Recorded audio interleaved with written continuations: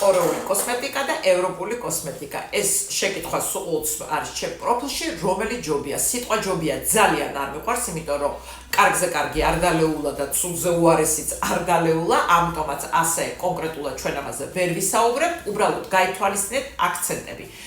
კორეულ კოსმეტიკას სულ ყოველთვის აქცენტები აქვს გაკეთებული, მაგალითად კორეულ ტონერს მკავია ხელში დატენიანებაზე და რბილ მოვლაზე, მაქსიმალურ ტენზე და რბილ მოვლაზე. რატო? იმიტომ რომ კორეელების აქვს ჩვენგან განსხვავებით ცოტა სხვა სტრუქტურის კანი და მათ მეტად ჭირდებათ ეს ტენი. გარდა ამისა, ეს არის ძალიან რბილი მოვლის საშუალებები, რომლებსაც მაგალითად ახლა თქვენთვის კარგად ცნობილი ურევია აზიური ცენტელა, მწვანე ჩაი, ეს ყველაფერი არის დამამშვიდებელი საშუალებები. შესაბამისად რბილად ბუნებრივი ინგრედიენტების გამოყენებით მუშაობენ ეს საშუალებები. ეხლა რაც ეხება ევროპულ საშუალებებს. აქ უკვე ჩვენ გვაქვს საქმე საკმაოდ ასე ვთქვათ რთულ ფორმულებთან, მაგალითად ეხლა შრატი, ხო?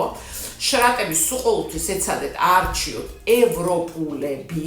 რატო? იმიტომ რომ იქ არის უკვე სერიოზული ფორმულები, ცოტა უფრო ხისტი ფორმულები, მაგრამ ხისტი ფორმულა ზოგჯერ მეტად გვჭირდება ჩვენ რაღაც დავუშვათ პრობლემის რადიკალურად მოგვარებაში.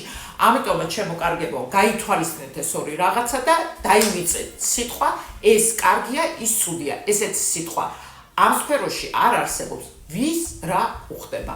აბა ჩემო კარგებო, როგორც ყოველთვის, საუკეთესო არჩევას გისურვებთ.